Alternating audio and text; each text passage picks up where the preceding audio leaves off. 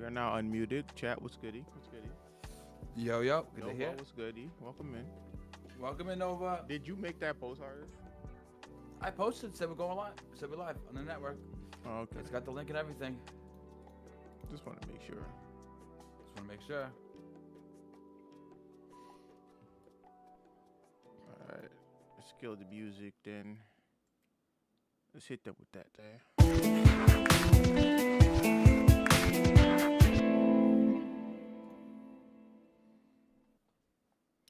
Ladies and gentlemen, welcome to Gamer Actual, your weekly deep dive in the biggest news in gaming. You will find us on all major podcast platforms like Apple Podcasts and Spotify, with the visual version of this podcast being available on youtube.com at Gamer Actual. This podcast is also a part of the KXI Network. To find out more about the KXI Network and all their other shows, check out the show notes. Now, for tonight's episode, guys, it's a very big episode. I'm going to be honest with y'all. So tonight, we're talking about Metroid Prime 4, Sonic movie spin-offs, and the Netflix acquisition of WBD. Yes. And a lot more. So let's get into it, actual gamers. I'm your host tonight. I'm your host, Cash. What the fuck just happened? I don't know what just happened. Anyways, I'm your host, Cash, and tonight I got the homie, the Heartless 99. We vibing out. Heartless, how you doing, bro? Yo, we vibing out. I was just playing some City of the Wolves before this, but I just want to say shout out to everybody. And I don't know if you guys have noticed, but in the top right corner of the stream, there is a thing. There's a thingy. You guys see the thing. For the audio listeners, maybe this will give you a chance to want to check out the actual live stream or the YouTube. But on the top right corner, we got the countdown to the KXI Awards at the end of the month on the 28th, which is a Sunday as well. It's going to be same time frame as the Gamer Actual. We got the KXI Awards going down. And you guys already know last week we announced the nominees. You can head over to the Discord. I'll put that here for everybody. You can head over to the Discord, fill out the survey, and then put your votes in. But yeah, you guys are going to be seeing that countdown on some of the KXI member streams. So tune in and hope you guys enjoy. Yeah. So yeah, how you been, bro? I feel like we talked, but not really this week. How you doing? Well, this week's been a tough week. So we had the holidays. So then we did our holidays festivities. Obviously, we did them with the fams, and then we did the stuff that we did together on the stream. You know, we had the Uno night and all that. That was cool. That was a lot of fun, by the way. We're gonna do that again for sure. For sure, I had a lot of fun, and then so we had all that, and then I feel like this week everyone's kind of just been breathing and then recovering and catching themselves, and then we're just gonna get right back to it. We had the community night last night, which was the Marvel Rivals Custom. So if you guys are into that stuff, I think we got to work on balancing the teams a little bit better. But we should start doing that more often, like just having customs rooms nights. I think that's like the best way to play. It's the best way to like build synergies with teammates and players and figuring out how people play. And then we get into voice chats. That was really cool. Yeah. And then I feel like after this week we're gonna start ramping up with our energy heavily, and then we're gonna work our way into obviously the award show and whatnot. I'm gonna be honest. I might take 2 days. I might take 2 days just to like recharge, so I can come back stronger. Real talk. I feel that I have been playing City of the Wolves and labbing City of the Wolves. And then I got to Ultimate Masters again on Street Fighter, and so like this week I don't want to waste any opportunity. I want to stream as much as I can on my personal channel. So I might be streaming City of the Wolves, maybe some Tekken Street Fighter as well. So keep a lookout for that, guys. While Cash is resting. While Cash is resting. Tomorrow night we actually have a kind of a dope stream set up. Shout out to the Omiya Ace, the Don. We're gonna be doing a collaborative stream tomorrow night. It was gonna be me, Ace the Don, and I think Blaze is gonna be there. Yeah, so Blaze Inferno is also gonna be a part of that. So we're playing Don't Scream Together, which is a game that we've been talking about. That's tomorrow? Yes, tomorrow night. I'll get the game. I'll get the game. Yeah, I didn't purchase the game. Someone gifted me the game. I added the game to my wish list, and the next morning I got up, someone gifted me the game. Say less. Is this how this works? Is this how Yes. this works? What is it called? Don't scream together. Yeah. So I'm I was putting out like, my wish list. I'm hoping Santa's coming to town. bro, when I saw that, I was like, yo, I had to reach out to that person. Shout out to him, by the way. That was Leviathan. Shout out to Leviathan for that gift, bro. Thank you. Thank you. Because it was funny because I didn't know that people out like your friends could see your wish list. I didn't know that was a thing. That's what the wish list is for, Cash. Come on, get with the vision. No, I didn't know. I thought. The Are wish you list an was actual just, gamer? I didn't, but I don't know about Steam like that, bro. I play games on Steam, bro. You see what I did there?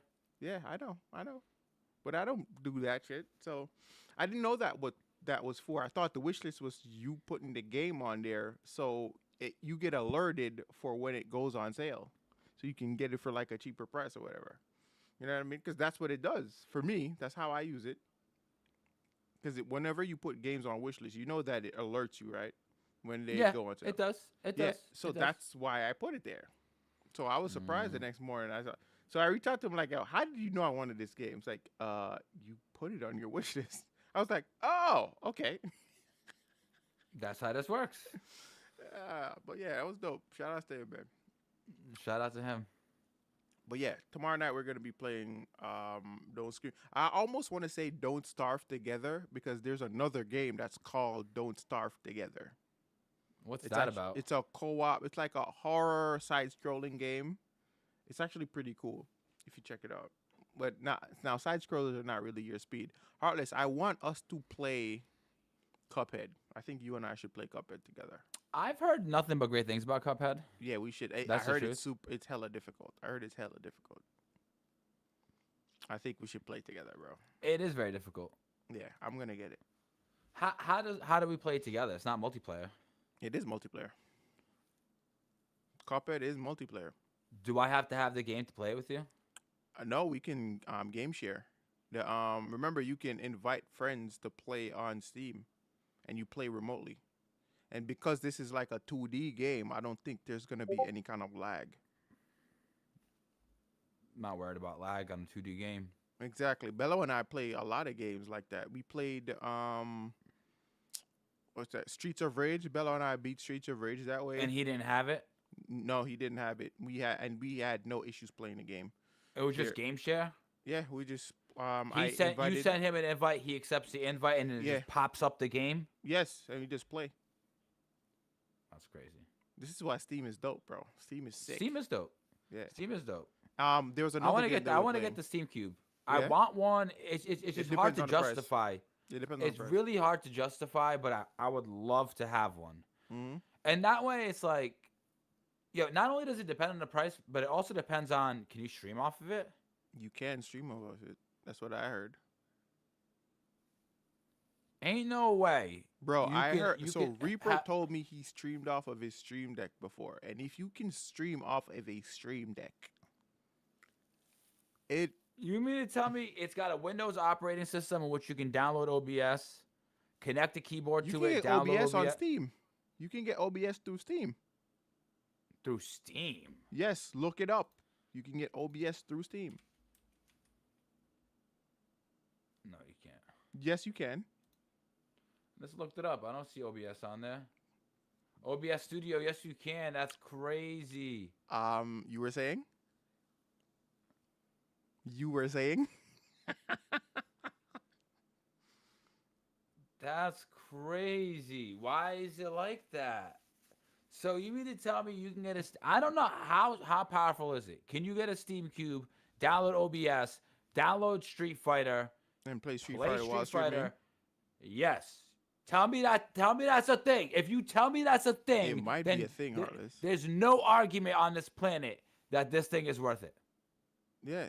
I would have to get one just in case my PC shit the bed. Not only that, bro, I'm thinking of like, what if I want to stream from my fucking living room in my couch? I want to play games on my TV. Yeah, that's another problem with the Steam Cube. How many USB ports is it gonna support? What think can I they're- actually put? I feel like Steam has already figured all of those things out. I really feel like they have. Like again, this is not their first iteration of this device. This is the second.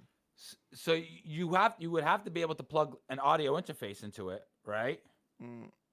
and to then get what you plug get the microphone into the audio interface, you don't necessarily need an audio interface. or you would need a USB, USB, microphone. yeah. Either way, you're consuming a USB port for that. Yeah. Well, remember, you can Okay. also buy a USB hub.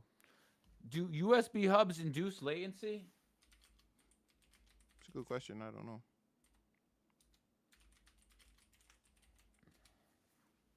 It's a very good Yes, question. they do. What if it's the high powered one, the one that you have to plug in? USB hubs do induce latency, but it's usually a tiny amount, off of 1 to 2 milliseconds. That's negligible for most users, though it can matter for high-speed gaming or audio, or especially with poor quality hubs. Yeah, that's what I'm saying. So if you're getting a high quality hub though that has its own power, It's still going to induce latency. you think so? Do high-quality USB hubs still cause latency? I don't like to say the word cause, but yes, they do add. Yes, it's usually imperceptible amount of latency, fractions of a millisecond to a few milliseconds, because they're actively processing data. But this delay is negligible for most tasks. For sensitive applications like high FPS gaming or professional audio, a powered USB hub with reputable Nah, they still induce latency, but you want the best brand ever. You want the best brands possible to keep it to a minimal. Okay. Yeah. So that's how I look at it. But It depends on how many USB slots it's gonna have. I think I'm gonna say It's max got- 4. on the whole thing, you would have 4. Yeah, because They're remember, selling this on the low controller- end PC market, and you think the whole thing's gonna have 4? What you think is gonna have less? I think it would have 6. Why 6? If I think Two about like on- Xbox, right? Let's talk about the Xbox for a second, or the PlayStation. PlayStation has 2 USB slots at the front and 2 at the back. Xbox, I think they only have 2 at the The front Steam machine has 2 in the front. I just looked it up. It Yeah. has 2 in the front. and 2 in This the back. thing looks like it spins in a circle. Let me see. No, it doesn't. So it's only got 2 in the front. Small fab. I don't see nothing. Steam. It has an optimized for game. It's got Steam OS. Mm-hmm. So it doesn't have. I don't know if it has Windows. Wait. Is this guy? Wait. Is this guy running a 3D rendering software on this thing?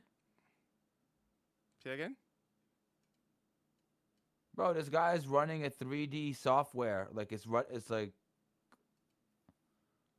I'm pretty sure let because me show you. I saw on the trailer, I saw like a guy was doing game development on that thing, bro. That's what I'm saying. That is Yeah. what I'm saying. I'm pretty sure I saw someone doing game dev on that.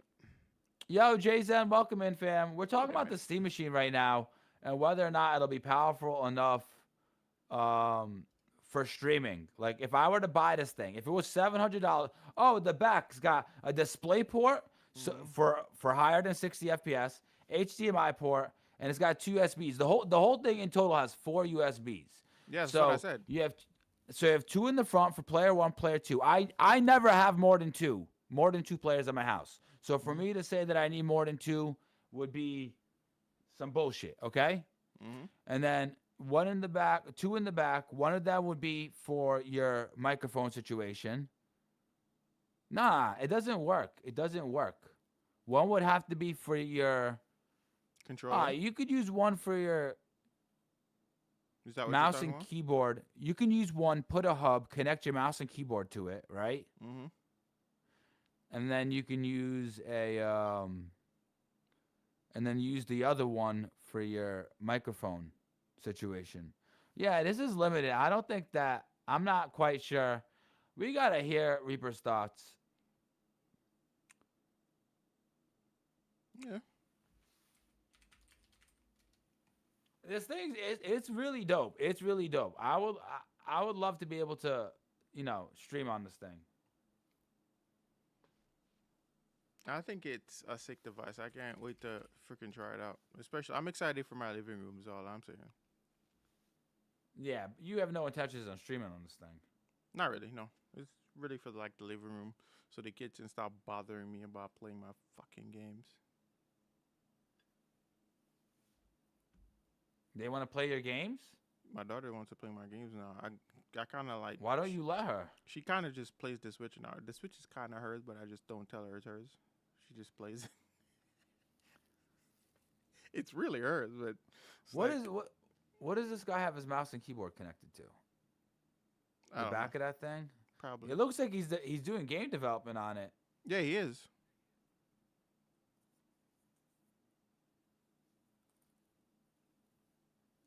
I don't know. I think it's a situation where I gotta get it in my hand first to like really see Bro, the what. thing is amazing. Like we're not gonna Yeah. sit here and act like it's Oh anything no, less of amazing. bro, it's a But freaking PC console hybrid, bro. what? Okay, but hear me out though. Hear me out though. This Christmas, you're giving $800. You pretty much have the choice of buying this thing or the Xbox ROG Ally X. For $1,000. Is, do we have a price on that one yet?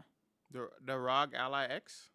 Yeah. Yeah, it's $1,000. The Xbox Ally X is $1,000, bro. Okay. So you get $1,000 this year for Christmas, and you get the choice between buying this or buying that. What are you getting? I don't know. That's a tough one. You wanna know why it's tough? Is I like the idea of having the ROG Ally X because it gives me gaming on the go, and it's games that I want to play on the go. It's not just like you know what I mean, like um, Nintendo Switch games. I feel that. I I could totally play feel that. I could play Spider-Man 2 on the go. Shout out to Bello Legends. Or I could play God of War Ragnarok on the go. I could play those games on the go. No problem. I feel like I would want um, the cube. Plus it's I'm multiple all about the platforms. cubes. I get what you're saying, but also I would be able to play on multiple platforms from the ROG Ally X. So I can't Either way, really, I'm probably getting either. I think it's a good get either way. It all depends on the circumstance and what you want it for. I think that's what Cash. it comes down to. Yo. Do me a favor. Don't forget the guest star. I did. Totally did. Yeah, hit that notify. Anyways, so yeah. What are we getting into? So right now we're gonna be talking about the games that released this week. What do we got? Plus, guys, we have an for the- updated logo for Play Talk Live. I'm super excited about it. I really feel like this is just, it's it, bro. This logo is it. I don't know about you, Heartless, but I really like this shit, bro. It I makes like it it. look way more official. I like it. I like it. You gonna tell the people what Play Talk Live is? For those that don't know what Play Talk Live is, it kind of has become our Play Talk Live is the name of is what we call the It's a- thing that we do. I don't want to call it an event. No, it's a It's pseudo. kind of like a casual gaming. It's a pseudo podcast, bro. It's a pseudo. It is a Let's pseudo Play podcast. conversation. It's a lot of Conversation in a way. It pretty much Play Talk Live is one person sits down, plays a game. Typically, we look for it to be a game that nobody else in the group has played. They're pretty much introducing a game to a group of players, and they're observing, learning, asking questions, and putting their thoughts out conversations. about. We pretty much have fresh conversations about games. It gets better and better every time we do it. But either way, from the very beginning, we've had a lot of fun. Partaking in it. So I did when I was the gamer on it. I did Prince of Persia. Well, which one was it actually? Specifically, I did two of them. You did. I did- Ninja Gaiden. No, not Ninja Gaiden. Yeah, Ninja Gaiden. No, No, it's the other one. Shinobi. Well, yeah, You did Shinobi. I did Shinobi. You did Shinobi and Prince of Persia. Which Prince of Persia though? The Rogue Prince of Persia. You're The the, Rogue reason Prince of why Persia. that you're the reason why I started playing the Rogue Prince of Persia. I was like, yo, this shit is actually sick. And I've owned the game Yep. for over a year, and I didn't play it until I saw Heartless play it. Yeah, and then we're doing another Play Talk Live this week on Wednesday the 10th Mm-hmm. at we said 9 p.m. At Yeah, 9 we're- p.m. on the 10th, we're Wolf doing Among Us. continuing Wolf Among Us. Absolutely, Cash. You've also done a few other Play Talk Lives before in the past, have you not? Yes, I played one with Rose. I played Persona 5 Royale for the first time, which was super dope. Rose was kind of like my guide through the game and just like the lore and all that shit because he's like the guy when it comes to Persona. I don't know anything about any part of Persona. I played Shin Megami Tensei and I knew it, and I know Persona's a spin-off of that, but that's about it.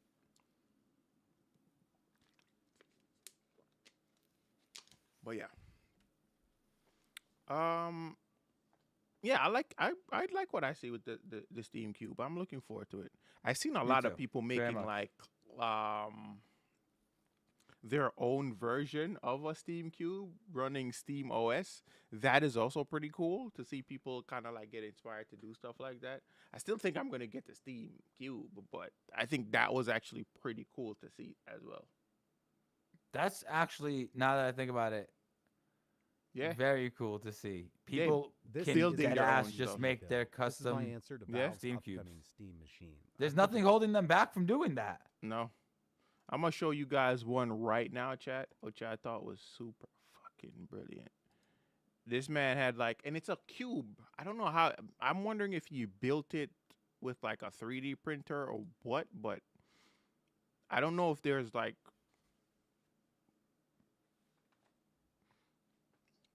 Let me see, like stuff that. Pull it up. After that, we'll do the games releases. Yeah, this looks so freaking cool, bro. It's nuts. Ain't no And way. he's showing you the parts that he uses to build this thing.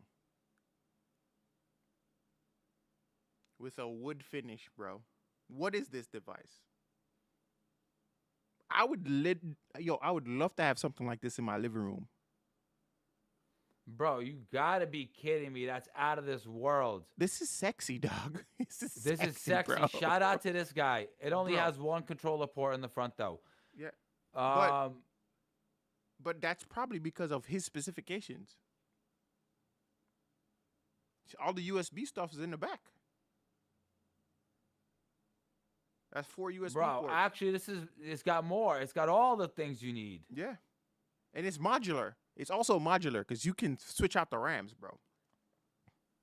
Damn, I'm tempted to just watch the rest of this video. Intel This Core guy Ultra putting in 5. work. Yep. This man built his own, like, Steam Cube. Because I'm pretty sure he's running the Steam OS on here. I'm pretty sure he's running Steam OS on this thing.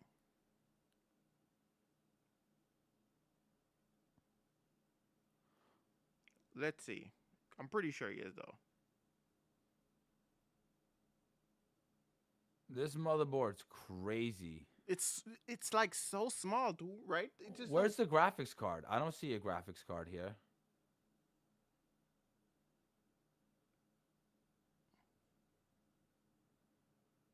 Is it Crucial? You know Crucial is dead, by the way? The company? Doesn't exist anymore. That's great. Where's the graphics card, though? I don't know.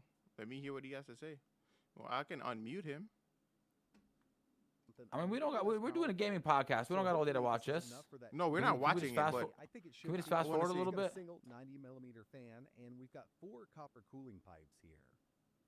Now that I've got the motherboard all set up, John's- it looks a little something like this. Now we're going to move over to the case, and this is one that I've had my eye on for it's quite called the some John's time. Bow And I Case think a lot of PC, people are sleeping on PSU. need to add at least one fan in the rear just to get all of that heat exhausted out of it.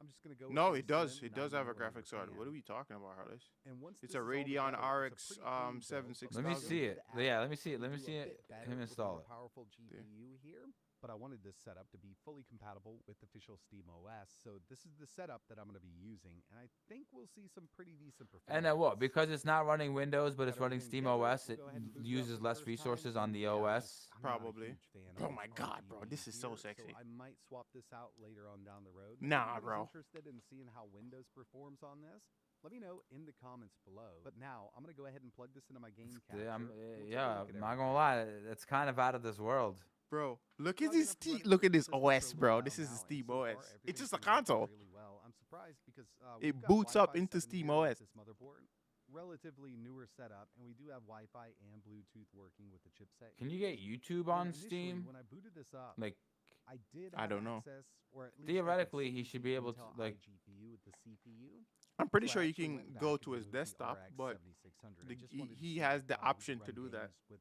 Intel Arc right now. Does look like GameScope was still working, but unfortunately, as soon as I got into a game, everything went black screen on me. So we don't have full Man has support there, at least Wukong. with the, Does he He talk has about all of Android this. pricing? version of SteamOS. No, I And think speaking he's of that, I do want to show you that we are because right officially now, here. like a lot of parts are expensive now, especially graphics We'll go card, bro, to our because of settings. AI. Nah, System, the RAM The is RAMs becoming too, so yeah. OS Hollow, so 1.9. expensive.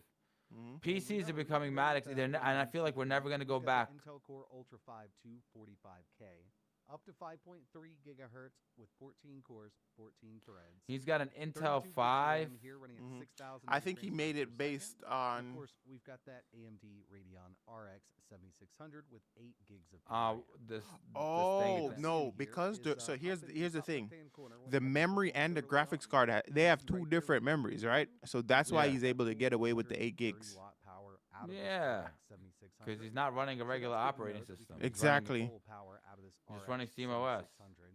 And I also installed CSS Loader. So from here, I've got a profile set up. Well, I gotta find it. There it is.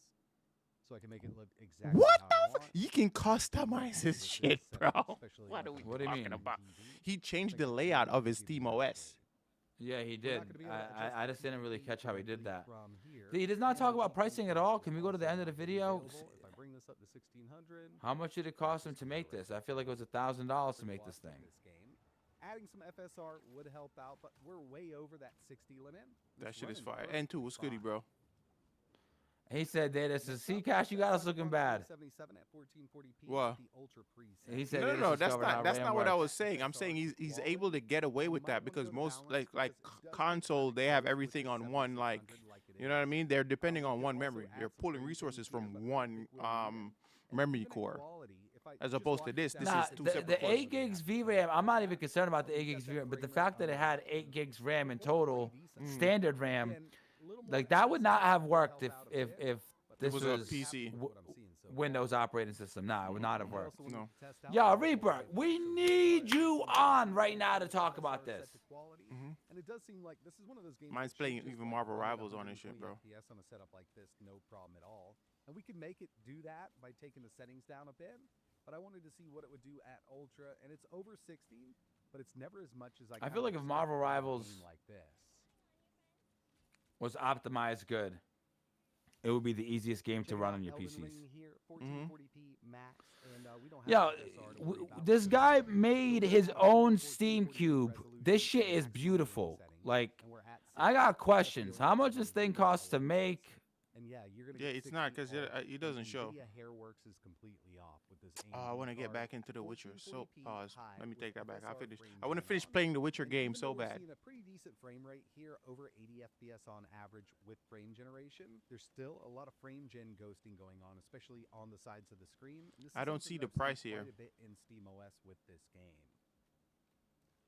So overall, I think the whole setup turned out really nice for a SteamOS build. And again, if you're interested in seeing Windows running on this, let me know in the comments below.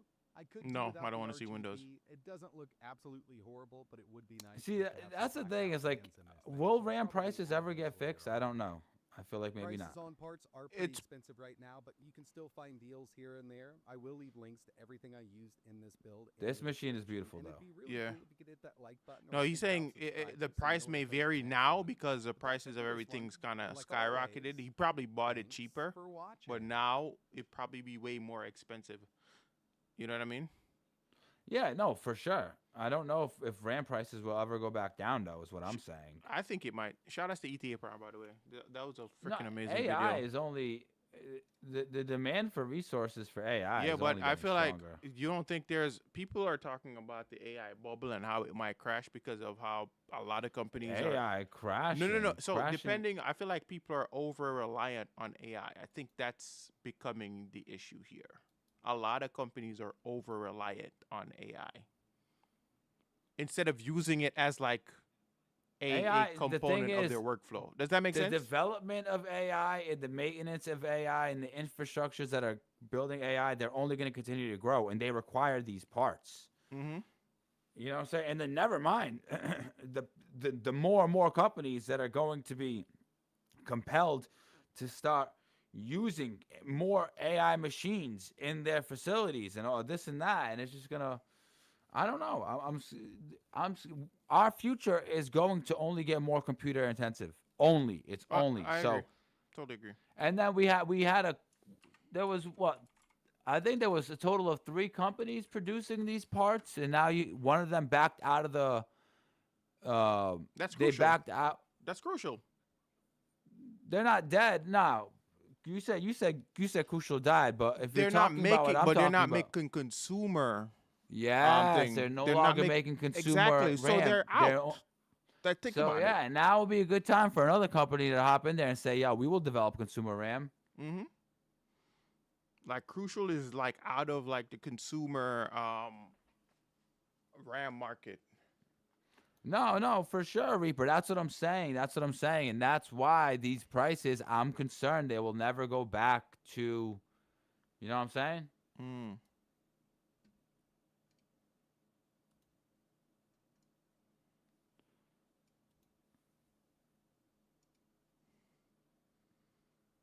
Yo, I ran into the same problem. I tried to send a message earlier to Jzen.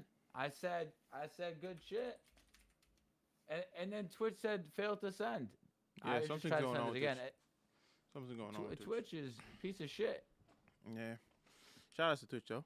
Shout out to Heartless. Twitch though. What are the games that got released this week? I was like, we got so enthralled with that freaking video, we totally forgot that we had a podcast happening.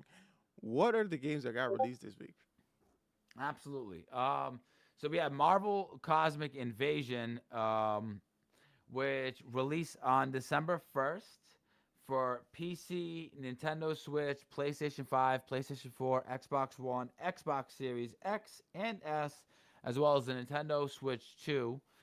Sitting at a Metacritic score of 81 out of 100, obviously out of 100. Here is the description. Classic arcade action in the Marvel Universe with pixel graphics and exciting command gameplay. Analogous leads. Annihilus. No, I Annihilus. said analogous. I said Yeah. that does not say analogous. What does that say? Annihilus. That says Annihilus. Yes. the name of Annihilus the villain. leads his deadly army, and only the greatest heroes are able to stop him. Nova, Spider-Man, Wolverine, Captain America, Firewell, and many others unite forces to repulse the invasion. From the streets of New York to the depths of the negative zone, battles unfold throughout the Marvel Universe. Players choose 2 characters for each level. You can freely switch between them and combine their abilities. Unique attacks and command techniques will allow you to create powerful Oh, look, ligaments N2 and too. develop your own tactics. Mhm. So this is the game that you guys were playing the other night, right? Yeah, we played it the other night. We beat it on stream the other night. Let's just put some respect on that, please. We beat this Yes. game on stream the other night. It's fire. It was a super dope game. So I played with Trez. Shout out to the homie Trez. Played with N2 and Bello Legends. And we went through the game. The game was super fun, bro. The game's a lot of fun. It has a lot of it pays a lot of homage to like Marvel versus Capcom as well with like the assist characters. You can actually Yeah. call out assist characters in this game. Yeah, that's. But sick. we learned that like later on, like way late when we were close to like beating the game. It was like, oh shit, No that's way. sick. Yeah. It was like, oh shit, that's sick. We know we could have, but we didn't know exactly how, and we learned like closer to like the end of the game. It was fun though. I want to play Are the you gonna game play it again. again? Oh yeah, I definitely want to Okay. play again. That answers that. Yeah, I definitely want to play that shit again. Because there's a lot of stuff you can unlock in the game as well. So Sick. So yeah, that's that game. And then the other game that released this week was Metroid Prime 4 Beyond, released on the 4th. Obviously, that released for the Switch and the Switch 2. The game continues the story of Samus Aran, sending her to an unexplored area of space where familiar rules cease to apply. After a distress signal, the hunter finds herself in a region hidden behind a spatial anomaly. This place, beyond known maps, is shrouded in energy storms, strange structures, and entities that disrupt the very nature of reality. Following the missing squad of the Galactic Federation, Samus delves into exploring a world that operates by its own laws and reacts to every action. So, I think Cash can kind of break down what this game is about more than I. He is obsessed with this series. Oh yeah, so if for those who don't know what Metroid is basically a franchise that's been around since the 80s. And it follows a character called Samus Aran. She's a bounty hunter. In this particular game, I think this is pretty much par for the course for Samus at this point. You start off with all your weapons, all your unlocks right front and center. You're a badass, and then you get stranded on a desert planet, and you lose all this shit, and you gotta regain them, and then find your way off the planet. So that's pretty much the story of every Metroid game ever. I'm not even exaggerating, but it's a formula that we've come to love. And now I think a lot of people are saying like this game doesn't try to reinvent the wheel.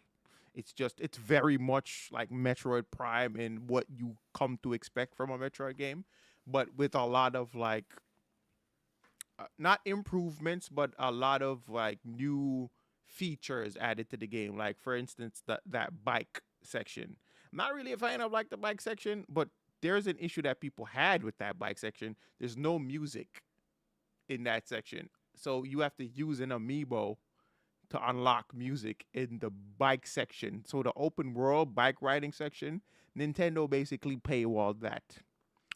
But People talk about that, but it doesn't affect the gameplay. It- So but still, like you're gonna paywall music in a game now, bro? yeah, that's. Music in funny. a game, bro? I mean, you got to make the amiibo something like some people. Give me know what I'm all right, saying? give me some different kind of music, but don't not give me music.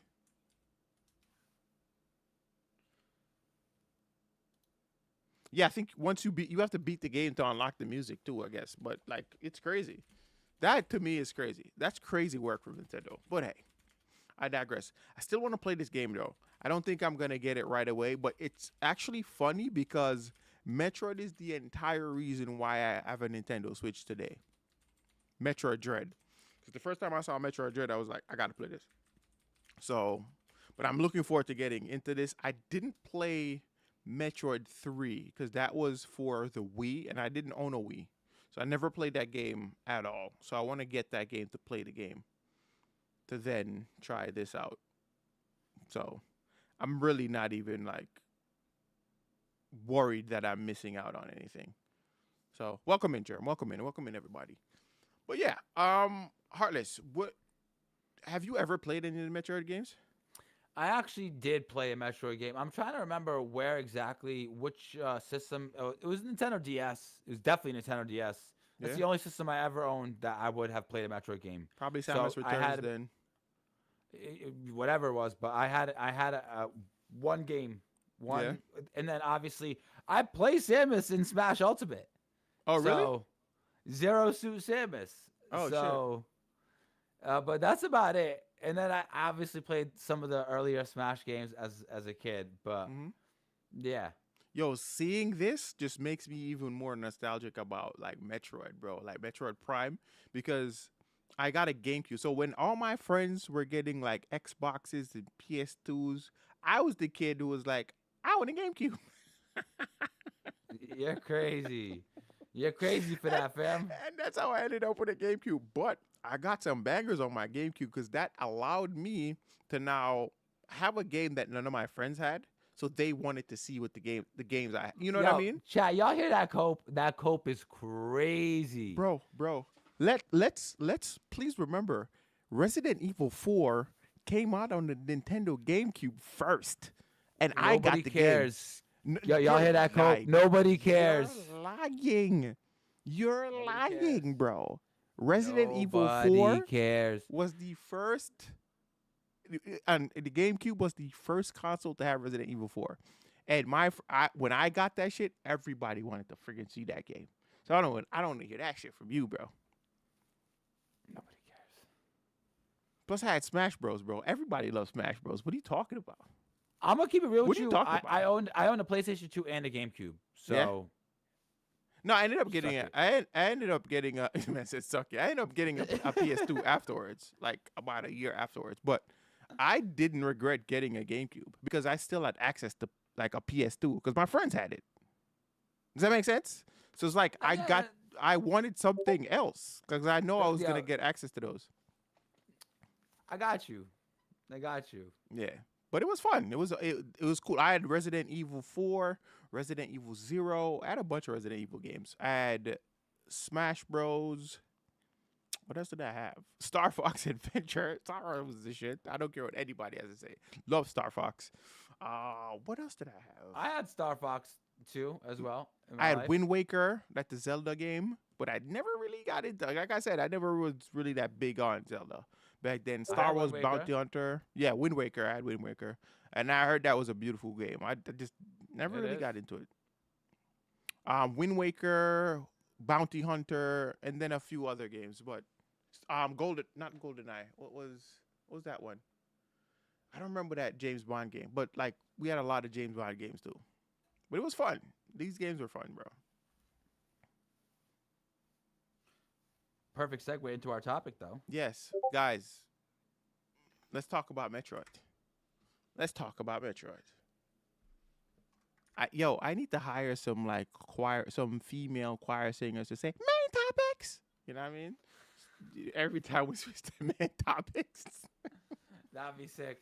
That Yeah, would actually be sick. yeah, But yeah, guys, Metroid Prime. All right, so let's Metroid Prime 4 Beyond is finally here, and today we're breaking down the day one updates and the new hot fixes and what they tell us about what's next for Retro Studios, right? What are their long-term plans for Metroid? So again, Metroid Prime 4 released on December 4th. This is what, almost 8 years, I want to say, since the previous release. I could be wrong. Let me double check. Metroid Prime 3 release date. It was no, bro. It's way longer than that. Because it's 2007. Metroid Prime 3 came out in 2007, dog. Damn. That's what, like 18 years? 2007. 2007. Well, if it was 2005, it would be 20 years. 20 years, yeah. But it's 2007, so it's 18 years. Yeah. That's crazy, bro. 18 years since the previous game, bro. And they're finally getting into the game. Now, does it live up to the hype? That's the question. Nintendo just sitting on IP. That's Yeah. great. Like, Always. Does it live up to the hype? Now, let's check out the Metacritic score. All right. Metroid Metacritic. Now, Heartless, before we got started, you said people didn't necessarily like the game. Like, people had issues. There's a lot of issues that's surrounding the game, for sure. I seen somebody posting, I told y'all this would be the worst Metroid game. Hmm? And then he was comparing it, I guess, score-wise to the previous ones, and it had the lowest score. If you want to confirm that for the audience. That's possible. All right, so first let's get into Giant Bomb. So Giant Bomb is one of my favorite outlets, to be honest with y'all. Heartless knows this, by the way. I talk about these guys all the goddamn time. So despite a few tweaks and new features, motion controls, psychic powers, and non-linear hub worlds, the occasional side characters, this Metroid Prime, through and through, it's without a doubt the closest this series has ever felt to the original Metroid Prime in terms of tone, gameplay, and quality. The time will tell where I place Metroid Prime 4 in the ranking of the overall series, but fresh off my first playthrough, I feel comfortable putting it among the likes of Super Metroid and the original Metroid Prime. It's the best Switch 2 title yet, and I have to imagine that fans of the series will find themselves captivated by Metroid Prime 4. They gave it 100. They gave it 100. Now, I don't know if that's like complete glazing. Who knows? But, you never know. The Gamer gave it an 80. So we're kind of going down in like ratings. Danny, shut up. Metroid Prime 4 Beyond is the game I wanted to be. I wanted it to be, but I can't say the same for anyone else. It's a series that has been on hiatus for so long that fans have likely built up impossible expectations inside their heads that are never going to be met, or an ignorant form Or an ignorant form this new game needs to take at all costs. I don't know what that means. Going to be met, or an ignorant form this new game needs to take at all costs. I don't know what that means. They're just babbling. They're just babbling. I don't know what that means. You notice I had to read that a second time just to see if I'm being stupid or not. Let me see which major. I'll link to find a big outlet that has something to really say about this shit. I don't see anything. It's mostly positive. Like, again, it's sitting at 80, and audience score is sitting at an 8.5, which is 85. So it's not terrible. It's still a great game, I want to say, right? I'd still say it's a good game. But like I said previously, one of the biggest issues people are having is the fact that they feel like Nintendo's locking a lot of stuff behind paywall. All right, so Metroid Prime was 97. Right? I'm looking at them now. Metroid Prime was 97. Let's see, Metroid Prime 2. I feel like the worst one is probably going to be Metroid Prime 3, to be honest with you. That's my honest opinion. Metroid Prime 2. It's 92. So it was an improvement on the first game by an increment of 1. Actually, no, I'm lying. Metroid Prime was 97. This was, I thought 91 for some reason. 97. Then Metroid Prime 2 was 92. So quality dropped. Metroid Prime 3 Corruption was a 90. And then Metroid Prime Beyond. So yeah, they're not wrong.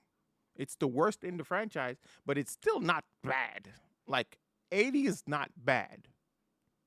When you account for inflation, an 80, This motherfucker. you know, because you got to account for inflation and people's expectations. So an 80 is like a 93. When everyone after 18 years is expecting X, Y, Z, because it's an 18-year wait. The 18-year wait, people are not comparing it to this. If this had released like two years after the previous one, it probably would have been higher. If this exact game had released 2 years after the previous one, right? It probably would have been higher. People would be losing their minds. Yeah, right? I think the expectation is kind of what also brought that down. After 18 years, you're now expecting the wildest things. People are like, yo, the next Metroid Prime game, they're probably just going to send me a suit and I should be able to get it on. I just like live in a virtual world. And I start... I'm telling you, bro, after so long, people's expectations just go into the wildest places. Right. Metroid Dread, the last one that I played was 88. So it got 88. Yeah. So that's pretty cool. You know what it is. Yeah. So, question for you, Heartless. Yeah, you kind of already just answered it. I was gonna ask you, do you think that that's what is affecting the ratings, like the 80%? And you kind of answered that. Chat. Let's do a what is it called? A thought experiment. We're gonna do a thought experiment. If this exact game, graphics wise, everything, if this game, the one that just released 2 years after the previous game, would you guys not agree that the jump from the previous game to this game would be so dramatic that people would be like, holy fuck, they killed it? Right? That this exact game will be perceived in a much greater light.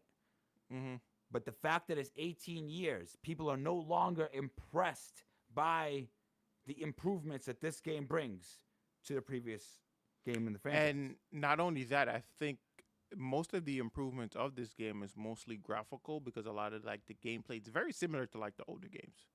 So it's very similar to like the previous Metroid Prime 3, with like the added of like a few new abilities and whatnot. Before I kill them for not reinventing, I want to be fair and ask, does this Metroid Prime franchise need reinvention? I don't think so. Does it need innovation? I don't want to say. Do they have a product that works? I mean, for now, they probably do. You know what I mean? Yeah. What I'm really asking is, are we going to crucify them for not reinventing the wheel, essentially. reinventing the wheel. Like you said, besides the graphics, everything they got going on is pretty much similar to what they had. Yeah. What I'm asking is that acceptable within this franchise? Is what they had good enough to not, after 18 years, not have dramatic shifts? And I'm thinking of like I'm trying to remember my last experience with like the Prime series. I don't think there is much they could do in terms of like quality of life to like really improve like the game per se. Need to I have feel her that. character build up more. She bland personality wise. I think the reason why that is though, Jerem, is because they want you to feel like you're Samus. It's like it's the same. It's a Link effect, right? The reason why you don't question Link or like Link's character or whatnot is because he's interacting with the people around him, right? And this is what Metroid is doing as well. They want you to feel like Samus, just like how they want you to feel like Link, right? It's the characters around you, and I think that's also why they dropped so many like different like NPCs in this new game, because this new game is kind of heavier on NPCs. Like Metroid Prime was never a game that are usually like big on that, right? But this one has like NPCs that you interact with. I know 3 had it, but I think this is also kind of like on par with 3 when it comes to like interacting with NPCs and stuff. Yeah. So there's that. But like that's what was one of my biggest issues, one of my biggest worries too. There was this character, I can't remember his name, but he was very chatty in the demo. And I was like, I hope this is not something that we have to constantly deal with. But since then I've heard that he's not really that prevalent in the game. Like he'll pop up every now and again to like nudge you in like certain directions, but like he's not always there. So I don't mind that. She deserves a character arc. I feel like I would say the same thing for Link though. I keep going. I compare her and Link because like if you think about all the Nintendo characters don't really have an arc. Am I wrong for saying that? What's Mario's arc? I'll wait. What is Mario's arc? How are we defining the arc here? His character. What is Mario's character arc? Like, isn't his goal to save the princess? Like, that's his. But that's always his goal, to save the princess. So what is his character arc? What is Mario's What, character are you arc? saying what is his character development? Yes, what is his character development? Well. How is these he's a characters pl- develop? These characters are not developing. Like Link doesn't develop. You understand what I'm saying? None of these characters are really like they're a vessel for your entertainment. That's all they are. It's the world that you're interacting with. That's what you're experiencing, not the characters. I see what you're saying, and that's facts, right? They're creating environments that are engaging and captivating to their audience, for sure. Like, Right. nobody's denying that. What Jeremy is saying here is that, I don't know if you know this, Cash. I feel like you do know this, but every single Zelda game has a different Link, right? I know it's a different because. So I know I know the lore of Link, and I found that out because of Tears of the Kingdom. It's Ganondorf pretty much cursed them to like they always reincarnate as the same people every generation. You know that, right? That's the situation, right? They're Yeah. cursed, and they're cursed to come back that way until Ganon wins. So yeah, I know that.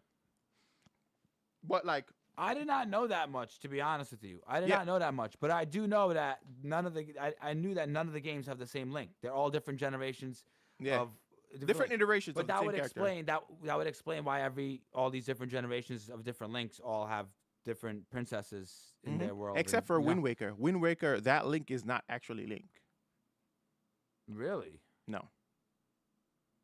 Who is it? It's just a different character. He's not Link. He's not a Link. He's not a Link at all. That's crazy. I'm Yeah. gonna have to look into that. But anyways, Yeah, look into it. So yeah, I agree with you though. These characters, They're not meant to They're have an really- arc. their IPs. Well, so these characters were birthed in an age in which gaming didn't have great storytelling, Mm-hmm. right? They were like arcade games, right? so what you end up happening is through the many iterations of these games for these characters that are arcade games and they don't have really deep stories, what you end up getting is a brand of characters that your audience does connect with them through the interactions of the environment and the games and this and that. And it almost becomes like a one punch man. You know how like every episode, the same thing, there's a problem, there's somebody Mhm. destroying the city, and he goes in there, he punches them.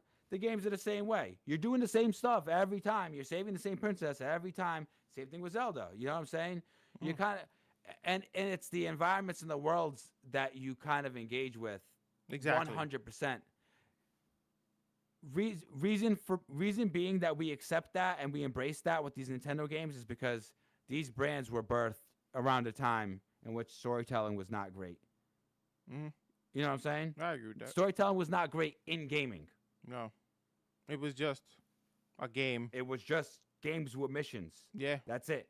it was Objectives. obstacles. That's it. You Yes. taking on obstacles. obstacles and overcoming those obstacles. That's really what it is. was. That's what it is. Mario's, and that's exactly why nobody cares about Mario's character arc or Link's character arc or Samus's character arc. It's just this character. We know what this character is. We know their backstory. Now let's throw them into a scenario. And Would you say go. Sonic is a good example of a game that managed to evade that or like escape that? I don't think so. I think Sonic is kind of up there with Mario and them too. Like Sonic doesn't I have a feel like character arc. Sonic has character development. Don't you think so? I guess in the later iterations of the game, I guess you can say that. But like, how much really? I don't think so. That's crazy. I don't know if we would get this entire huge, highly successful cinematic universe if we lived in a world in which Sonic as a character does not have development. But to Germ's point All right, about in the Kratos, games, within the games, there's no development. But like in terms of like other mediums, Sonic has definitely evolved. Does that make sense? for sure. So and the more Mario movies they make, because Yeah. when it comes to storytelling in movies, you do need character development, right? Yeah. So that's And- it's and- because it's two different mediums now. So you have to find some Yeah. way.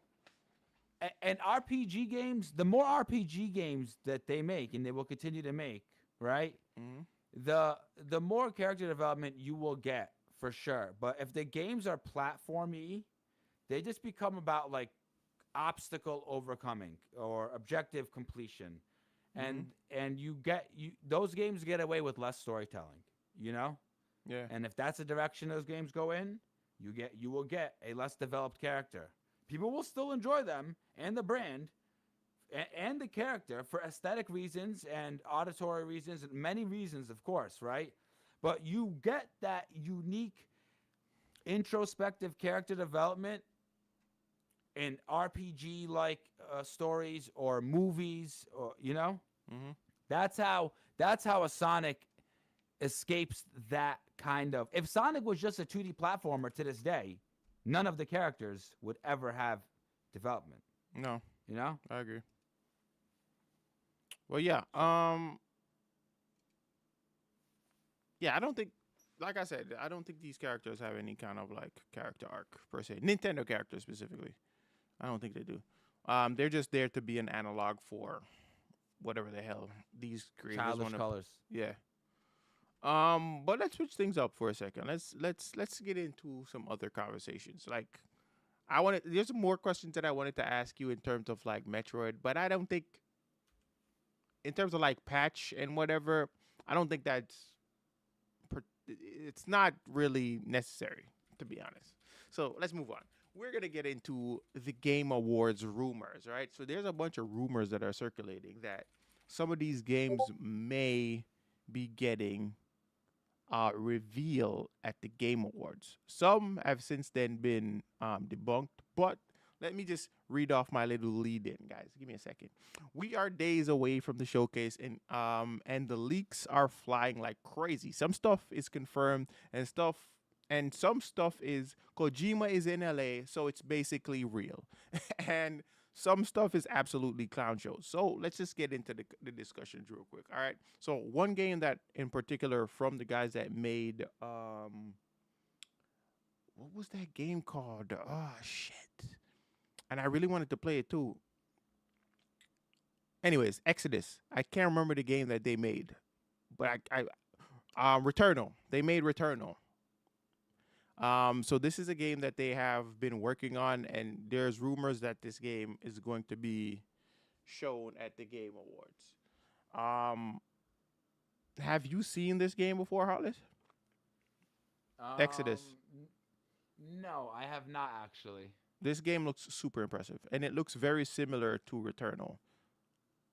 I mean, we're about to be in 2026. It's not the looks of the games that are impressing me nowadays. It's really like the loop and the mechanics and it's how the well. mechanics for Yeah. me. It's the mechanics for me. Like I know a lot of people are That's going really crazy what over does Arc it. Raiders, but I've made the decision. I've made the conscious decision of not getting that game because I don't want another time suck game, and I feel like that's what that game's gonna be. Yeah, Street Fighter is already my time suck game. Fighting games is my time suck. Street Fighter and Marvel Rivals, but mostly Marvel Rivals nowadays. To be honest with you, Yeah, I can't.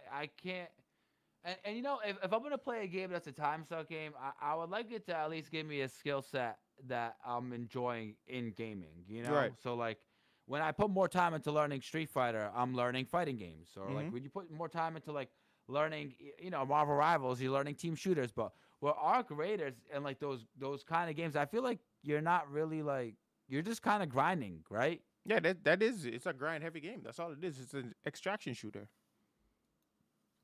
So that's pretty much like Division. Like that's that lane, the Division lane. You know what I mean?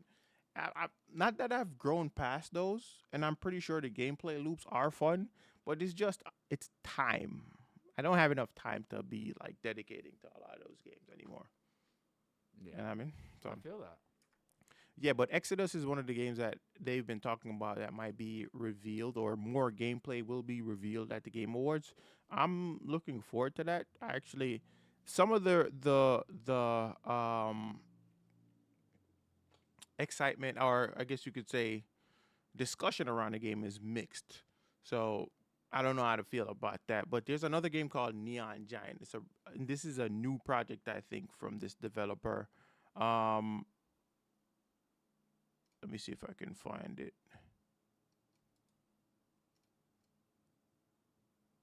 I want to ask you though, which one of these games? This is a question I'm gonna ask you afterwards, anyways.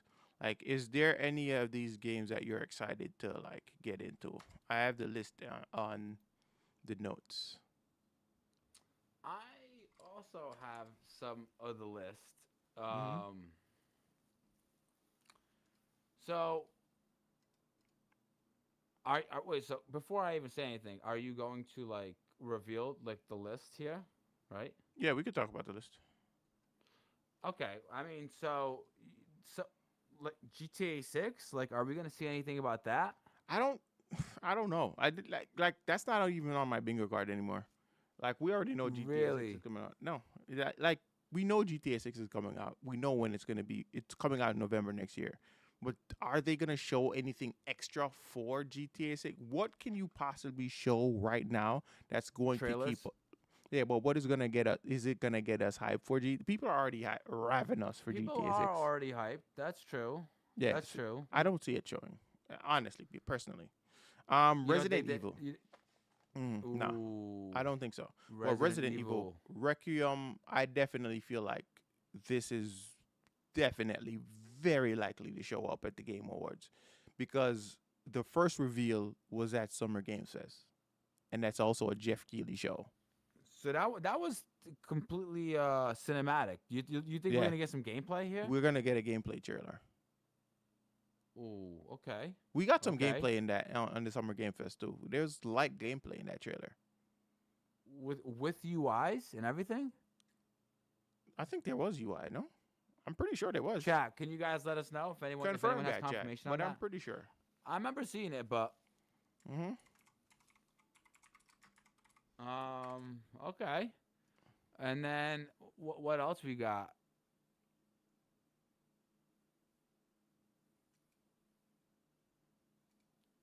Hold up. Yeah, there was gameplay, but it's like very light gameplay. There was not much UI. Okay, okay.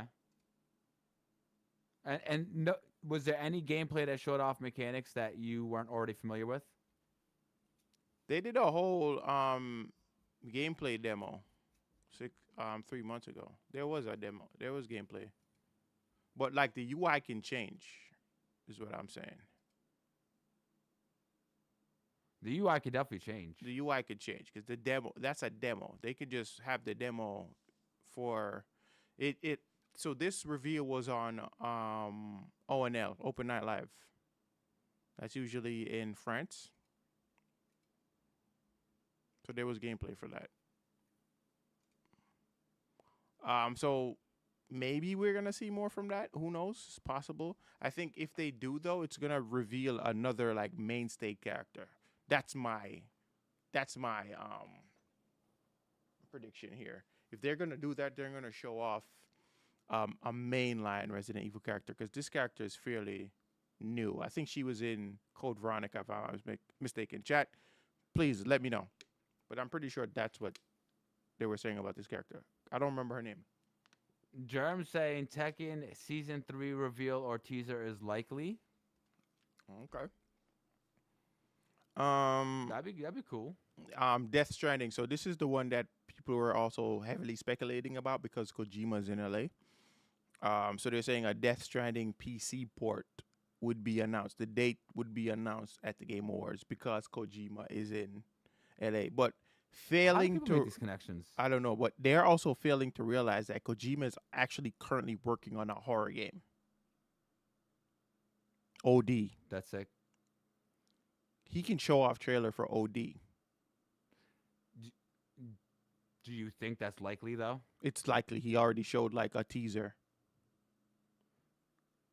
Who did you show the teaser to? He showed the teaser of OD before. When? I think it was You're the not Game talking Awards. about that demo game. No, he had a game called OD.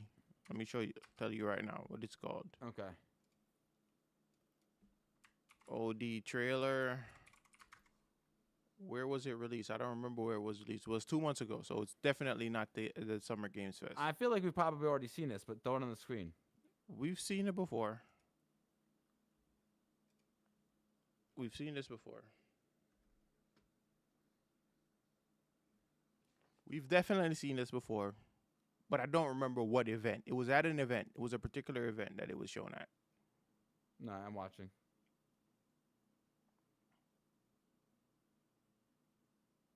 10 years since the horror. And this, they were also hinting that it was kind of like a backdoor sequel to Silent Hill, to his the Silent Hill demo that he was working on. Remember that Silent Hill demo? It was called Yeah. PT. Yes, that's what I was at. Okay, that's what I was asking about. Yes. So this is a backdoor kind of like sequel to PT, essentially.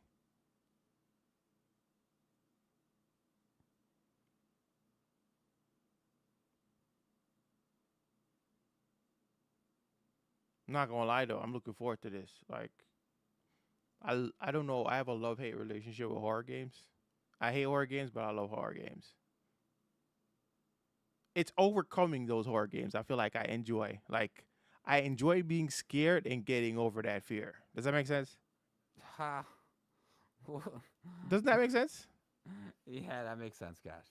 Right? So it's like, because you're gonna get to a point where you're just like, fuck it. I'm just gonna fucking do this. You know what I mean? Yeah. That's how I am with Resident Evil.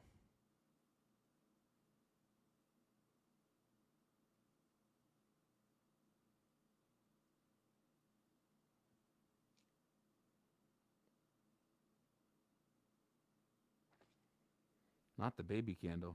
Not the baby candle. So you can tell that something creepy is about to fucking happen, huh? I mean, the whole thing was creepy from the beginning. Mm. A dark ass house like this by yourself.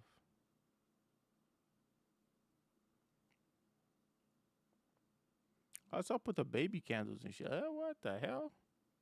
What?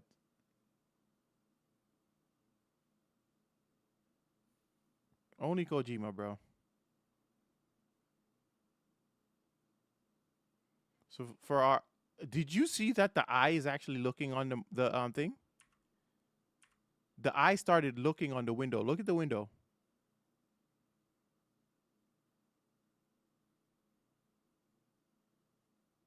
You saw that? Yeah, why this thing looks he looks photorealistic, this kid. It's a girl. That's the girl from the It movie.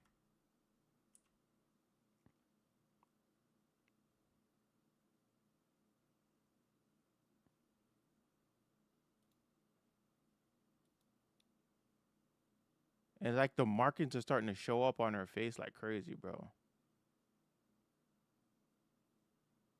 Is there someone behind her? Yes, he's walking up to her.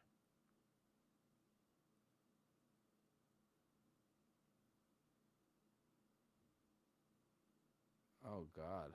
OD knock. Yeah, I'm looking forward to this, bro. I'm gonna be honest, Joe. Oh God, that was creepy. Yes. What? Yes. He was crushing her head. Yeah, He I'm was looking forward to crushing this. her head. And it's an Xbox. It's an Xbox exclusive, apparently. Well, that doesn't mean anything anymore. But it's an Xbox studio. Don't say exclusive. It's an Xbox studio game. I can't say Xbox exclusive anymore. It's an Xbox studio game. This is exclusive. Doesn't mean shit to Xbox anymore. But yeah, those are the rumors. Is there any of these games that you're looking forward to showing up?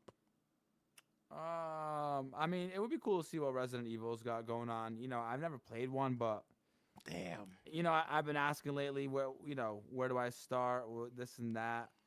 If I were to play a Resident Evil game, none has really caught my attention, but who knows? Who knows? Right. Just That's ca- kind of cool. There's also a Control, a rumor of the Control Resident being shown here. This is heavily rumored. There's no proof whatsoever. And then there's Silent Hill remake updates that would possibly show up here. Again, we don't know.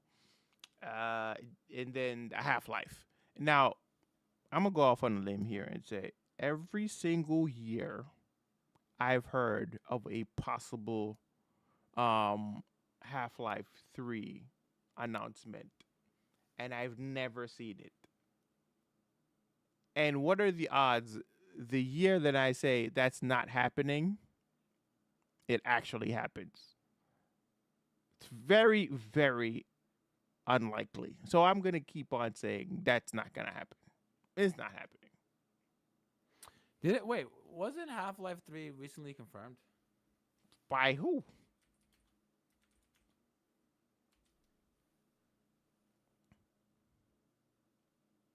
Wait, no.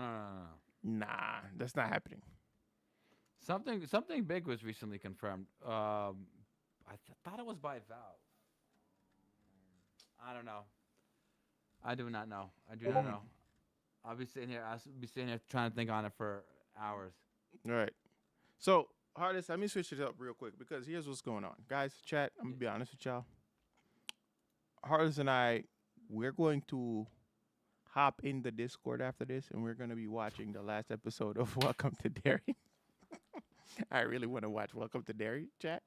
So let's get into the main topics, the last main topic of the night. Because listen, I really want to watch that show. If you didn't hear this, you're 100% living under a rock. But this is by far the biggest news this week, right? Netflix has acquired WBD, but specifically, we're going to be talking about the game studios that are now under their umbrella. That being Rocksteady, NetherRealm, Avalanche, TT Games, that are home to games like Batman, the Batman Arkham series, Mortal Kombat, Hogwarts Legacy, and Shadow of Mordor, among others. My question to you is, Heartless, do you think this Netflix acquisition is going to change anything in terms of like for the games division of WB? That's my question. You're gonna see WB games on Netflix first of all. Yes, Net- because Netflix currently subscription- we already have games on Netflix. Yeah, Netflix subscriptions they're gonna cost more money. And You think they're gonna absorb Warner Brothers, or do you think that because the statement said, but again, these companies are liars, so don't take everything they say with a grain of salt. They said they For were gonna sure. keep their companies separate for now. So that's what I would do. HBO Max is going to stay a standalone app, Yeah. and then Netflix is going to be its standalone thing. But I think at some point they're gonna start cross pollinating. That's just it. Only makes sense. Yeah, Mhm. that makes sense. For now, I would keep them the way they are. Yeah, You because know, it's the number 3 streamer. HBO Max is the number 3 streamer. The number 1 streamer just bought the number 3 streamer. that's crazy. That's that, that's insane. Yeah. But the Insane. thing is, you would imagine that you're gonna see Warner Brothers products on Netflix, but they're still gonna have that absorption or not. They're still gonna have that Warner Brothers logo on them. I'd Yeah, imagine.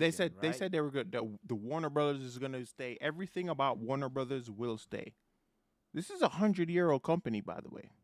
Which was bought out by a company That was developed founded in the in last 20 2000. years. It's founded in Yeah. 2000. Bro, I still remember when Blockbuster had an opportunity to buy Netflix.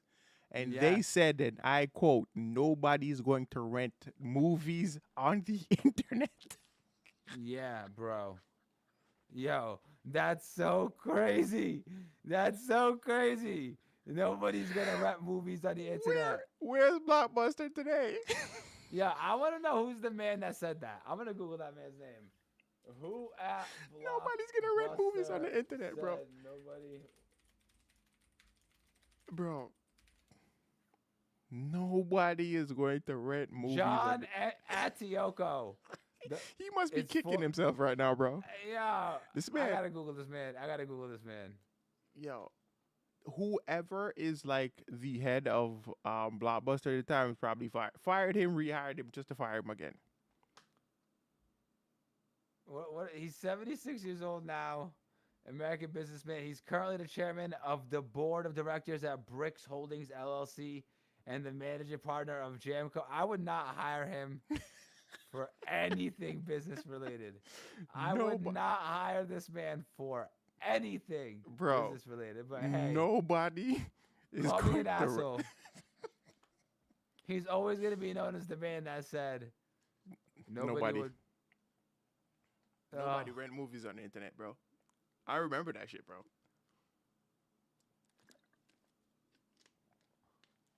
It's crazy. They offered to sell their company for $50 million to Yep. Blockbuster. Yep. And now they acquired One of the freaking basically a 100-year-old company N- and the that- third biggest streaming platform on the planet for Bro. $82 billion. Bro, They were trying to sell themselves for $50 million. yeah, And bro. then 20 years later, Mm-hmm. Bro, not even that though. Bro, think about it. Warner Brothers helped shape Hollywood, dog. bro, yeah, they did. They did. That's 100 years. Warner Brothers did. helped shape Hollywood, bro. They did. And Netflix just bought them. Now, I don't know if you guys realize this, but Netflix now owns DC, which means Batman and Superman are under Netflix. The Flash, the Justice League. Harry Potter is under. Game of Thrones is under Netflix, bro.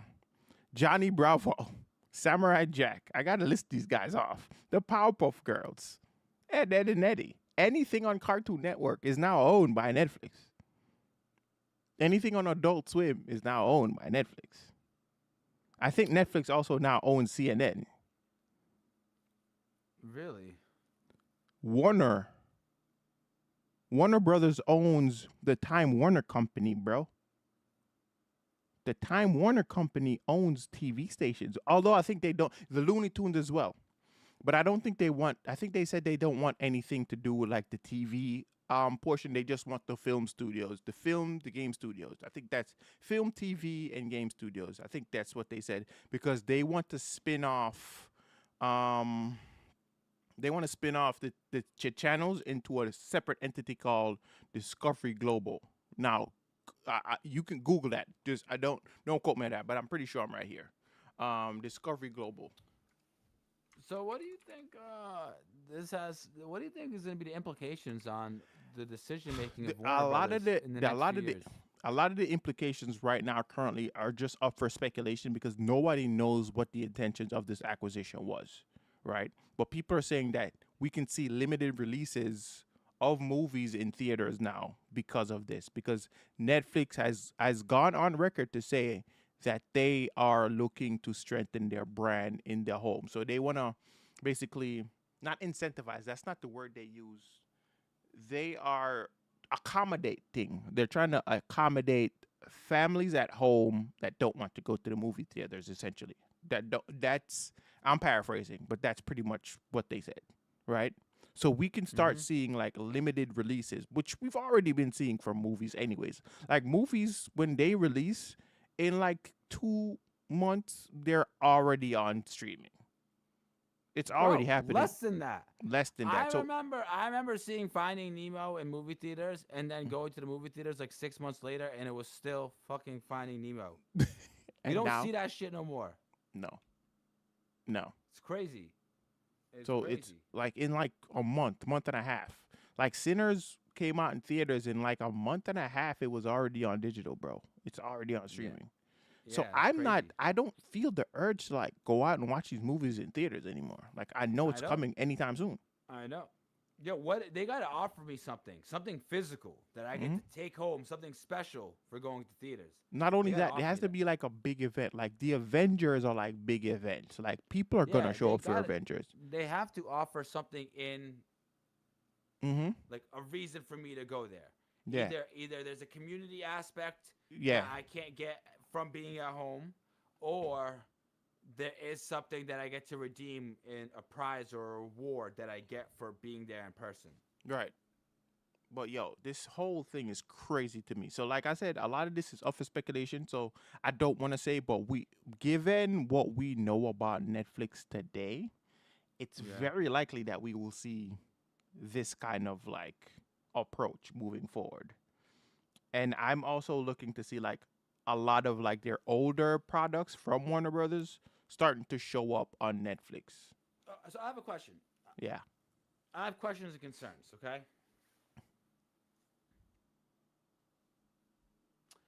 The Batman movie that just came out Mm-hmm. with Robert Pattinson, right? Yeah. Mm-hmm. That's a Warner Brothers product, right? Yeah. It's DC. DC is owned It's by Warner DC, Brothers. right? Right. Uh, I don't know. Do you have Netflix? I have Netflix. Okay. You notice anything about how the movies look on Netflix? I saw. What do you mean? In what way? Okay. So I've noticed that Netflix has like a lot of it's called the Netflix effect. Are you Well, a talking lot their of the original films- products or just like? Yeah. Well, I'm gonna Google this real quick so I say it better. Are you talking about the whole how movies are made nowadays? Yeah, exactly. I'm talking about how movies are made nowadays and how that's contrary to how a film like The Batman is made. And I'm wondering and I'm worried, are we going to get that preserved element of uh of darkness, of contrasts, of noir, because they don't make movies like that no more. You know what I'm saying? Mm-mm. They don't make movies like that no more. No more. If you look at the lighting of movies that go on the Netflix movies, they just have straight lighting Right. on the actors' faces. Oh, I get what you're saying. There's Yeah, yeah. there's a huge shift in how movies are being made, right? Yeah. Not only that, that's why we have like heavy exposition in movies now because they want you to be able to follow along. Remember, we talked about this before. They want you to be able to follow along if you're not like physically watching the background movie. noise, It's just fodder. background noise. Yeah. That's And crazy. another thing is like when you're not seeing movies in theaters anymore, right? Mhm. And you're seeing these on smaller screens at home, they stop making they stopped making images that have, detail and depth and contrast to them, because they just want their audience to be able to follow along very easily, very quickly, So I don't know. I hope we don't get an even further degradation on the cinematography that we are already losing in the films world. You know me, I'm becoming a film nerd, and I've been kind of seeing how movies are getting made and this and that, and we are losing the beauty in a you film know like crazy? Shawshank Redemption. Yeah, you know what's crazy? I used to think like Scorsese was just hating, and he's just like he just doesn't want to let go of like The old school ways? Nah, let me tell you yes. something. But I've come to realize that he's actually right. Like a lot of that, the things that made film stand out are dying. This is heartless 30-second rant, okay? About film and how filmmaking is dying, okay? This is a gaming If you podcast, by look the at way, a guys. film, if you look at a film like The Shawshank Redemption, Mm-hmm. in every scene, the entire shot is in focus. Everything is in focus, okay? If you look at movies nowadays, only the subject is in focus, and everything in front of them and everything behind them is out of focus, okay? The way to produce that is you open up the aperture all the way up. Now that's linked to lighting. If you want everything in the frame to be in focus, you need more lights. More lights means more money. And not only do you need more lights, you need a stage or a set that is designed with better elements. You can't be lazy with your set design. So modern filmmaking, of course, they open up the aperture, everything's out of focus except your subject. You get to be lazy with the set design, and all the movies just look like one big blurry mess. And then you have all the exposition because all movies have just become background noise. And this is absolutely what Martin Scorsese was talking about. Because of Netflix and the way we're consuming films, Right. we're altering the way films are being made, and they're losing call me a hater, I think they're losing the cinematic element that they used to have to them. I watched Scarface recently, heavily cinematic looking film. Wasn't Right. expecting that. It was beautiful. You don't see that kind of film anymore. All right, so let's get off that tangent real quick. Let's get back on here. Told you, only 30 seconds. Right. So, do we think we actually intend? Do we think that Netflix actually intend to become like a major AAA like publisher, or is this just like collateral damage in terms of like their acquisition? Do you think they're gonna focus? No, Netflix is going to take over the world, bro. I don't think they're. Do you think they're gonna like care about like their games division? Is what I'm saying. Do you think they're gonna Yes. give a shit? You think Yes. so? Yes. I think so.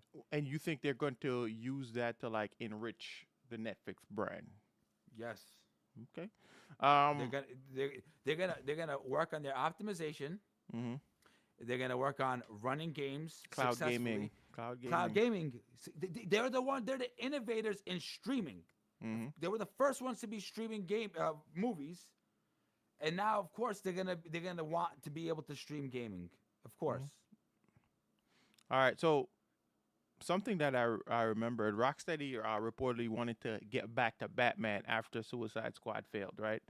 Does Netflix give them like the green light, or does this project get redacted? Do you think they're just gonna get rid of it? I really think Rocksteady is kind of on its like last leg. If They made Suicide Squad, right? yes, but they also made the Batman franchise, the Batman Yes. Arkham franchise.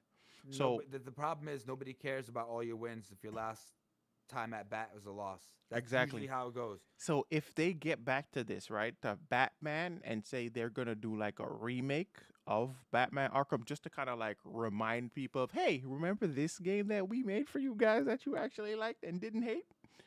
Yeah. Here you go. And then they say, all right, we're gonna make a Batman Arkham sequel now. Yeah. I think that would put them in like a position of power here. But I feel like if Rocksteady does anything else, they're cooked. They're cooked. Yeah, I mean, yeah, I can see that 100% being a thing. If they get another chance to work at any of these games, they better hope it's going to be a Batman game, a remake of some sort, Mm-hmm. something that's because You need something to remind the fans like why you're Rocksteady. we forget about these companies And Mhm. then a remake comes out, and everyone was like, "Yo," for example, straight up example, SNK, right? Mhm. Now, I'm not saying that they were forgotten about. I know they were big in South America and stuff like that, right? But a Yeah. lot of people in my group, nobody was talking about SNK, right? Nobody was talking about SNK. Mhm. And then you had the Capcom collection with CVS on there. And then you had City of the Wolves coming out, and now people are talking about SNK. Oh, they're a great company. They're a big company. They've been here, a legendary company, Neo Geo. These guys have been here for 20 years, over 20 years, right? People forget about you. Mhm. And just like the UFC, nobody cares about all your time as champion. As soon as you're knocked out, you're gone, right? But if you get that chance to show them with the remake what you're about, people will re-champion Mhm. companies that they had previously forgotten about. Especially if it's like a true remake where you do like it's very you can't really mess up the Batman Arkham remake. I don't because the first game was such a perfect game, you cannot fuck that up. And Yeah. if you do, you don't deserve to be around. I'm sorry. My thing is, my argument is they don't need remakes. Because you could, bro, the game holds up well to this day. I had fun playing it a few months ago. Yeah, to this day, bro.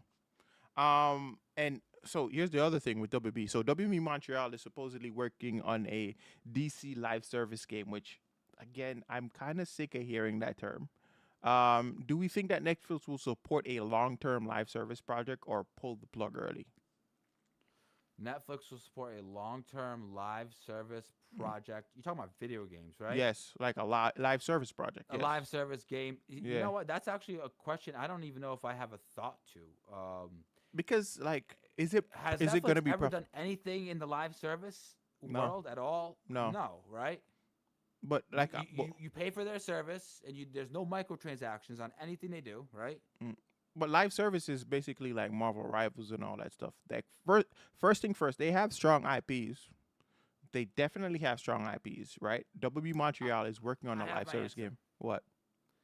The answer has nothing to do with Netflix at all. The answer has to do with the the shape of the market And and the product whether that they're pushing. and the product that they're pushing, and whether or not the product that they're pushing within the shape of this market supports a live service model or not. If it does, they will roll with it. Hmm.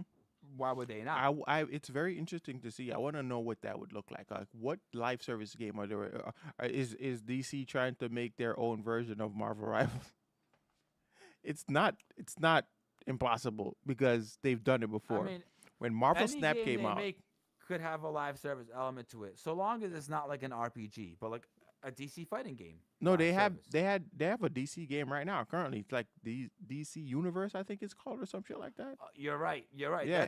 That's MMORPG. Right. That's it's So, not, but this seems like it's something totally different. This looks like a different product. So I'm wondering if it's like them chasing that Marvel Rivals bag, because we've seen DC do that in the past. Like I said, they did it with the film industry with the whole cinematic universe.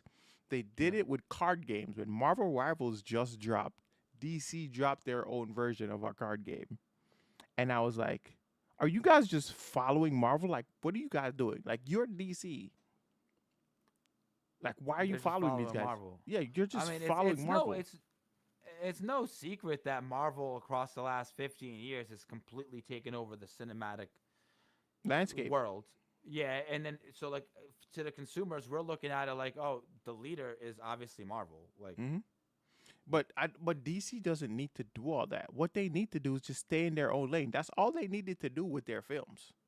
But they were trying so hard to like build a cinematic universe so fast that it collapsed under its own weight. yeah, That's exactly what happened. Like, Marvel took time to build out their roster of characters. They first dropped Iron Man, Captain America, Yeah. Thor. They did all Yeah. of that before they got to an Avengers movie. DC they had over a dozen films before they got to an Avengers movie, Right. I believe. Right? now, no, they had like 4 or 5. I want to say about 5 films before they actually got to an Avengers movie, right? Now with The first DC, Avengers movie that came out was Yeah. was about the fifth Marvel's MCU movie. that yeah, we the Wow. fifth or fourth, no, fifth or fourth probably, because there was Captain America. No, there was Iron Man first. Then there was Captain America, the first Avenger. Then there was Thor, and then after that, I think there was Iron Man 2, and then they got to Avengers. Oh wow. By the time we had gotten to Infinity War, there had been so many Marvel films out, I feel like.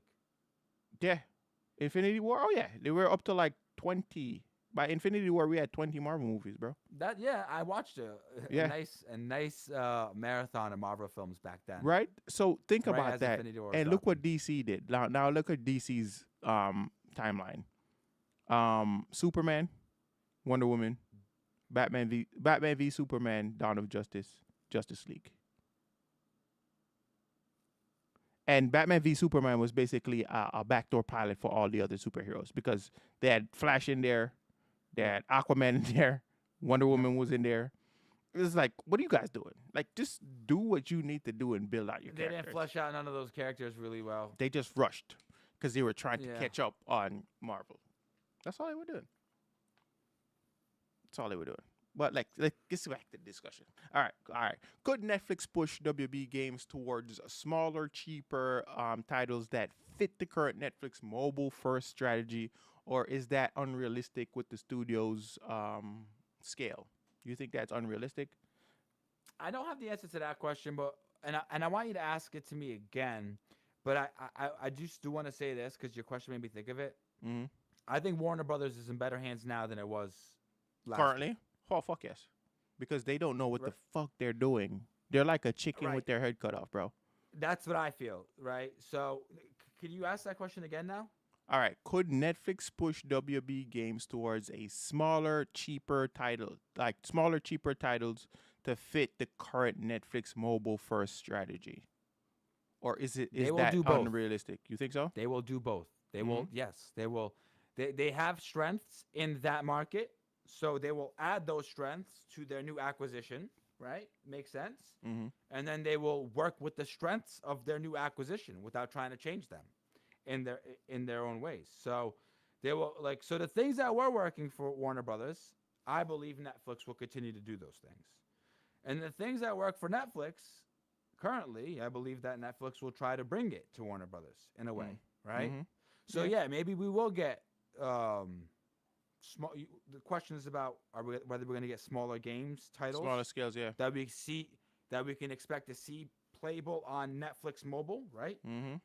There's gonna be a Yeah. lot of licensed IPs that Netflix can use. They're gonna have a lot of like IPs at their disposal now, which is crazy. It's really crazy. So crazy. Yo, the Netflix app on the phone, the Netflix app on an iPhone 17 Mm-hmm. could be a gateway to playing video games in the year That's 2026. that's the next question. Does Netflix eventually launch a cloud gaming service to justify owning AAA game studios? Yes. Because right now, I'm gonna tell you guys right now, for those who don't know this, you can play Red Dead Redemption right now on your phone from Netflix. Red Dead Redemption, Grand Theft Auto San Andreas, Grand Theft Auto Vice City, all these games I'm listing off right now, you can play on your phone. Yep. I only discovered this like 2 days ago with Grand Theft. When I saw it, I was You're like, late. I was You're like, late. no, I knew with the Grand Theft, but with Red Dead, I was like, what the hell? Oh yeah. Okay, yeah. Then I'm late. Yeah. Yeah, exactly. Because I knew Grand Theft Auto. I knew San Grand Andreas. Theft since last year, or probably more than that. But with Yes. thing, I was like, what the hell? So that was what blew my mind. Let me see. Let me see if I can find it. I didn't even try playing it yet, but I definitely Yo, might. Cash, I like your sweater. Oh, thank you. That's my KXI sweater. What's Heartless's all-time favorite movie? It's Interstellar, I believe. Although I have to say, I recently watched Apocalypto, and I think that movie is phenomenal. I think Yo. Apocalypto Yo, is one of When you type this in, if you type in Red Dead now on thing Apple, it comes up Red Dead Redemption Netflix in the Yeah, App that's crazy. Store. That is crazy. Red Dead Redemption Netflix, because apparently it's not. It doesn't look like it's available. It is available, but it's for purchase. But if you have a Netflix subscription, you can play Red Dead right now. But you can purchase it separately on the App Store. So you can purchase it or download the Netflix version. And what it does is once you click it, you sign in on Netflix and then you start playing the game. It's a crazy world, bro. Same thing with That is Grand a Theft. crazy world. Bully. Oh shit, Bully's on here too. Bully Anniversary Edition's on here. Yeah, before we change the subjects or end the podcast, whatever, I do want to say though, I have been hearing talks about people being like, "Yo, get your Warner Brothers physical media now. It's the end of what we know for physical media in the Warner Brothers world." That's what people are saying. Oh really? That's what I'm seeing people say. Yeah, because Netflix is digital. They live in the digital Digital world, age, you know. yeah, yeah. So people are saying, I seen a whole Reddit thing, people talking about, I'm taking my next paycheck and I'm buying the Superman box set and the Batman box set Wow. before it's the last chance. I'm like, what? People really going this crazy about it? But yo, people take their physical media that seriously. Right. So I got a question for you before we head out. If you Okay. were to be put in charge of Netflix games division tomorrow, what's the first thing you do with these WB studios? Remember, Netflix games division. Absolutely. I would do a small percentage shift in ownership from the Warner Brothers to the Heartless LLC. Quick little one. 2%, solid 2.3%. Once we liquidate that into just cash funds, then we can start strategizing as to how we're going to optimize what's going on with the rest of the company. We're going to start developing some games based around, obviously, the Heartless. Fuck it. No, I'm just joking. Ask the question again, please. If you were to get access, if you were to be put in charge for Netflix games division tomorrow, what's the first thing you do with these WB studios? Netflix games division. That's the Mhm. question. If I were to run the Netflix games division, And you tomorrow, you get access to WB games, what would you be? and I what get you do? access to WB games, first Mhm. thing I'm doing is firing everyone in charge. Firing everyone. Really? Yeah. Remember, we got Rocksteady because now you have access to companies like, let me go back, Rocksteady, NetherRealm games. That's Mortal Kombat. No, Oh we're not shit! firing those people. Wait, they also own Mortal Kombat now. Netflix Yeah. now owns Mortal Kombat. I totally forgot about that. Yes, that's huge. That's huge. But look at all the things that have flopped. It's no secret that Warner Brothers has had a recent pattern of shitty decisions Mhm. and making shitty flopping products, right?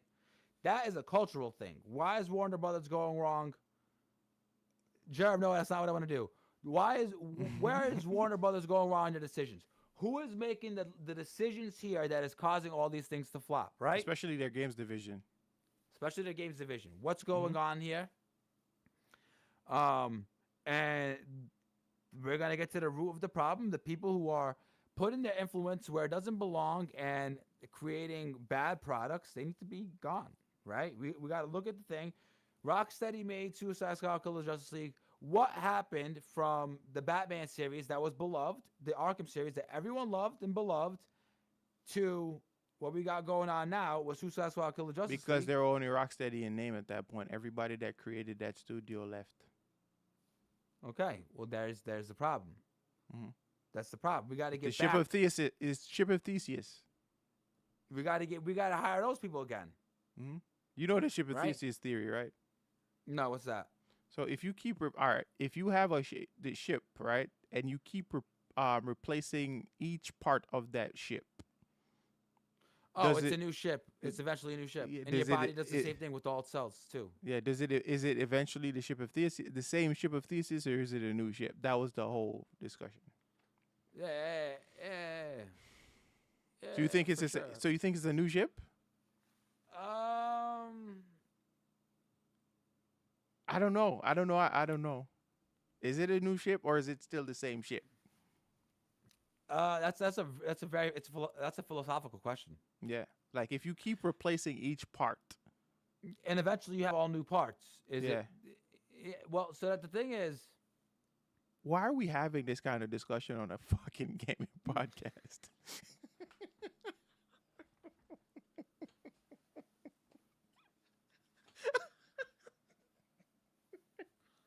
back to the main question. Rocksteady, which developed the Batman games, they had a culture.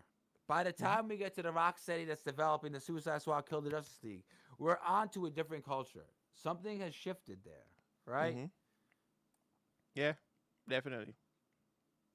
The first thing that I'm doing is I'm looking back at the decisions that were made that led us to our biggest failures across the last decade. Right. I can't answer that question beyond that point. If I was in charge, I'd imagine that tomorrow I'd wake up and I go into the office and there'll be a cabinet of people who know about their company a lot more than I know about their company. And I say to them, guys, we're on a mission. We're going to get to the bottom and we're going to figure out why exactly this company has been on decline. Why Right. exactly has this company, why did this company decline so bad that it just got sold to another company that's less than 30 years old? Facts. That's where my head's at. Mhm. You tell me. So yeah, chat. I don't know. Also, I had a question about like the Nemesis system, but that's gonna bring up a bunch of other discussions that, like, you know what I mean. I don't think it's a waiting game at this point. I think the Nemesis system is eventually going Are to. we waiting for a dead patent? Yeah, I think eventually it's gonna reemerge some way somehow, but I don't know how. But I'd love to see the Nemesis system again. It was a super dope um, system, and I would love for someone to not only take the system and run with it, but like iterate upon that system as well to like improve the system. So I think there's ways that you could. But before we head out, Heartless, you want to tell the people what we got planned for the coming month of December 25? For the coming month of December 25. Mm-hmm. Well, December 25 is Christmas. No, so I'm for not. all I'm my talking December 2025 is what I mean. My bad. There we I was go. like, yo, why are we talking like this? So yeah, like we announced last week, the nominees Mm-hmm. for the KXI Award show. If They're you guys out. look, it's right there. Wait. Yep. Wait. The wait, pin tweet. wait. If you look in the Oh, pin it's right tweet, there. It's right there. Not only a pin tweet, it's right there. The countdown yeah, timer is right you there. see the countdown. The right countdown there. is so the award show's on the 28th. Mm-hmm. And if you look at the pin tweet, you can join a Discord, fill out the survey, and then once you fill out the survey, it gives you access to. Well, it's at the end of the survey. You do your votes for the KXI Award Show and all that, and then on that night we're going to be discussing the games draft, and then we're going to be putting holiday sales on the merch store For sure. for sure. Anything else I'm missing? Any big things, Cash? Game Awards this Thursday, guys. We have We're the doing Game a watch Awards. party this Thursday. Yes, we watch parties this Thursday. We also have Play Talk Live this Wednesday. Play Talk Live is this Wednesday. We're getting back to it with The Wolf Among Us. Mm-hmm. So I hope you guys are ready for that. But yeah, guys, thank you guys for pulling up as always. Tonight was super dope. Do we have anybody that we want to raid out to? I mean, we got Jaya. She's online. Taj is online.